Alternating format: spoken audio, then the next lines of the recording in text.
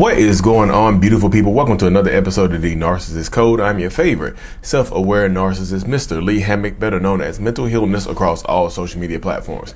This is the first time seeing my face or hearing my lovely voice. I'm a clinically diagnosed narcissist, and I use my platform on social media to raise awareness for MPD, get more people into therapy, and also validate the victims, survivors, and thrivers of said disorder, said toxic people, said toxic traits. Today's episode is going to be about the little voice inside narcissist head. Oof, it's gonna be a deep one, y'all. Prepare for deepness. Prepare, like we're going past the breaking point on today's video, y'all. But before we hop into today's video, make sure y'all go on Amazon, check out the Self-Love Journal by Lee Hammock. Myself, I Love Me, a self-love journal by Lee Hammock to help you rebuild their self-love and identity and whatnot. And also we're working on a course, a self-love course here coming pretty soon, y'all. 30-day self-love course is gonna be exquisite. But anyways, the voice inside narcissist head, y'all. So this is one of those things where it's going to be talking about the inner child work and things of that nature that I've been doing over the past, 6 years of therapy to work on myself, to better myself and things of that nature. But the voice inside narcissistic people's head is, it can be low, it can be silent sometimes, and it can be as loud as it can be just loud as hell, pretty much. You know what I mean? That voice inside a narcissist's head. I was telling my therapist about this, and of course she asked me, she said, how many voices are you hearing? I said, just one. It's my own voice, it's my own voice. It's me, I was just making sure it's just one voice, one solitary voice. Because, if you have multiple voices and different people inside your head, you might be talking about something different, but still just narcissistic personality disorder. But she was like, it's just one voice. She's like, what is the voice saying? I like, the voice is just, it kind of guides me sometimes, but sometimes it can be self-destructive. I think my voice, the voice inside my head, which she says is my inner child right now, it can go a lot of different ways, y'all. The voice inside of my head, it can be either empowering or it can be self-destructive, like self-sabotage times a million. Right now, the voice inside my head is self-destructive. Like, to build my platform up to get to the point where I'm at right now, it's been it's been a little bit of both, like empowering and self-destructive at moments. But right now, it's been extremely self-destructive and I'm self-sabotaging because it's like I'm scared to take the next steps. I coach people every single day doing one-on-ones over Zoom and whatnot to help people take the next steps in their life and their relationship. And I'm working on taking the next step in my own life, but the voice inside my head is literally self-sabotaging me. It's making me doubt myself, making me question myself. It makes me super procrastinate. It makes me hyper-focus on other people and become extremely paranoid right now. Like, I'm scared that people are watching me and they're going to come try to take my platform from me or something along those lines. You know what I mean? So it works like that as well. Why don't you tell me my face, the side of my face wasn't lit up like that now. Sorry.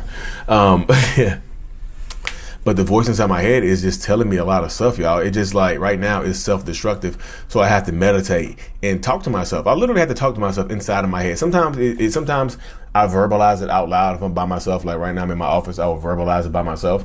But if I'm around people, I have this conversation with myself inside of my head to try to push myself to the next level, to try to tell my inner child, like, look, I know it's scary, but it's okay. This is what we were meant. This is what we were meant to do. This is what I was meant to do. I say we sometimes, and that's what I think about when I say we. My therapist thought I had dissociative identity disorder or some multiple personalities, pretty much. I was like, no, I'm talking to myself, but I just say we because it's weird saying I am talking to myself. You see what I'm saying? But I said, this is what we are supposed to be doing. My inner child and I, the grown adult version of Lee Hammock, and the scared version of Lee Hammock, the inner child, the damaged, neglected inner child that is scared to move forward, that is scared to take those next steps. So you get a lot of narcissistic people, not just myself, that you see them rising to do something special, pretty much. And then all of a sudden something happens. They self-destruct. They go out here, they lie, they cheat, they steal. They go do something that's self-destructive and just take themselves out of that, to knock themselves off of course. But for me, I still been on course. I've been on course for a long time. I knocked myself off of course, but the way I convince myself is like, the moon, like a rocket going to the moon. I heard it was like off course over 90% of the time. It's on course. It knows where it's going. It has the target in mind, but it's off course. It's not going in a straight line towards the moon. It's going here, up, down, firing thrusters or whatever. But it gets to the point. You know what I mean? When it's focused, it gets to the point. It focuses when it needs to. And I feel like that's what I'm trying to course correct myself right now, to focus where I need to. The voice inside narcissistic people's head will make us paranoid that we're going to lose something that we hold dear to our hearts right now. It's fear. It's shame. You know what I mean? We don't deserve this. The voice inside of my head is telling me I don't deserve this. The voice in my head is telling me I haven't earned this. Like, I'm not good enough. And things like this beats me down to the point where I feel ashamed of myself sometimes. It really does beat me down to the point where I feel ashamed, and I need to break. I need to break out. And the only way you can deal with it is to address it, y'all. That's the only way I've gotten this far, is to address it head on.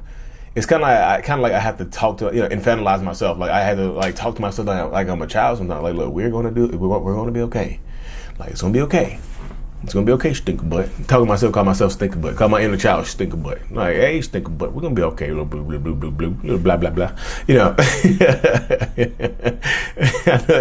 I know it sounds stupid, y'all, but that's how my mind works. Literally, I have to talk to myself internally. I've been doing this for a long time. This is not just an adult thing. I've been doing this since I was in middle school, but I didn't know what I was doing.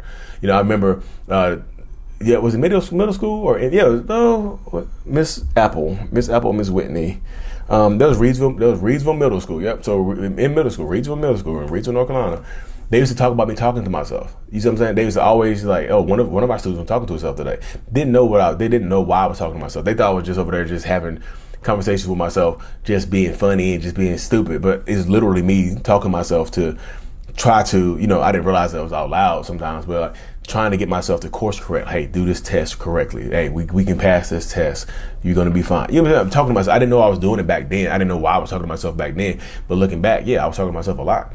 So the narcissistic person, I'm not saying every narcissist is going to talk to themselves, y'all, but that's what I would do. That's how I have to course correct myself, because the voice inside of our heads is telling us that we're not good enough.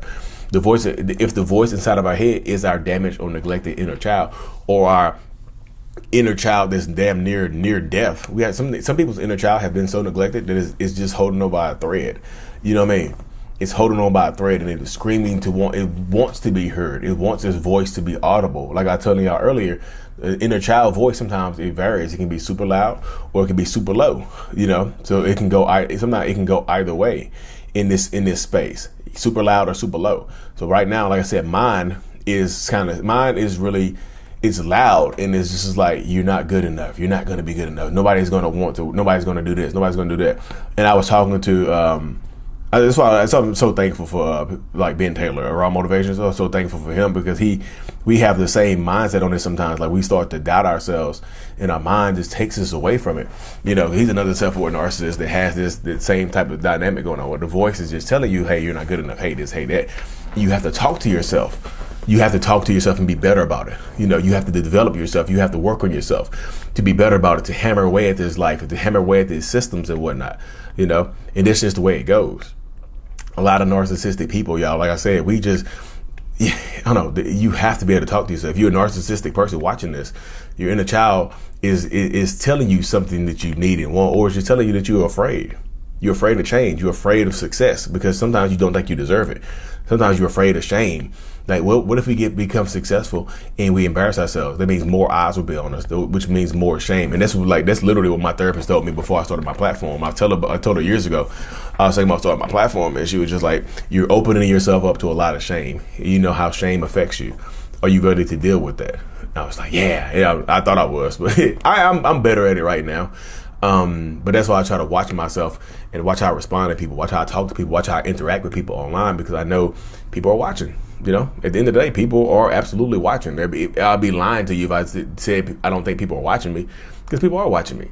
I'm not a public figure, but a lot of people know me. I have millions of people who know I am. So just like the voice inside my head, it can be empowering when it can be empowering when it needs something, but it can also be extremely self-destructive when we feel like we are neglecting ourselves, when something is being neglected. When my inner child, when a narcissistic person's inner child feels neglected, they will lash out. it will make them lash out. If they don't do anything to course correct it, and they don't know where it's coming from, they will lash out at you, at somebody in the near vicinity. It's going to happen. It's one of those things that is almost damn near inevitable, y'all. Like Thanos, like the inner child voice is like, I am inevitable. Snap, finger snap, and do your stab. You know what I mean?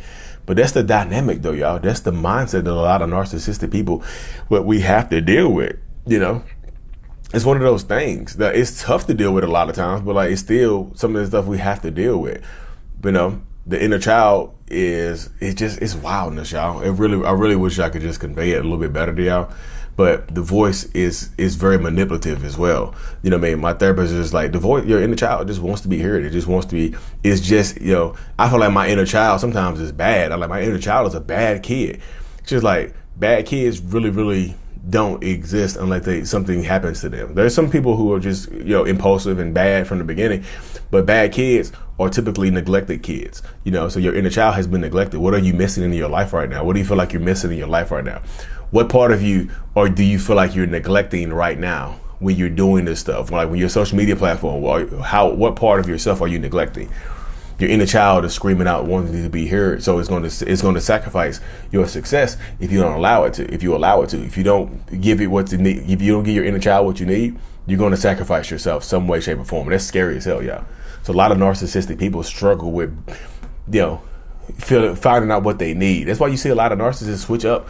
A lot of stuff that we do, we switch it up, y'all. We kind of go away from what we want to do.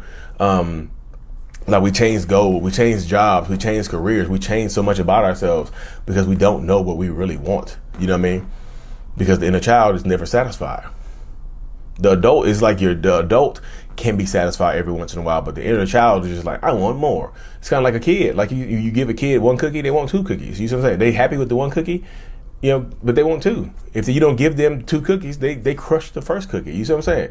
My daughter did it the other night, and I was just like, damn. That made so much sense with how my mind works sometimes, because she literally took that cookie and crushed it in her hands out of anger. You know what I mean? I gave her, she's like, cookie. I was like, here's your cookie. She was like, thank you, Dada. 2 cookies. I was like, no, 1 cookie is enough. It's late. It's late bedtime. 2 cookies. I was like, no, 2 cookies. I was like, no, it's bedtime. And she crunched the first cookie and started crying. And so she had no cookies. You see what I'm saying? That's how narcissist inner child is. My daughter is 2. And my daughter is 2 years old and teaching me lessons about my own inner child. It's wild how that works, y'all. I just had that epiphany while I'm talking to y'all right now. But I don't want to ramble on too much, y'all. Like and subscribe to the channel for more info. Self-love journal is available on Amazon. Check it out. Mental Illness is out. Peace. If you're watching this on Amazon, hit that 5 stars for me, please. We're so close on Amazon. Thank you so much. Like, subscribe for more. Peace.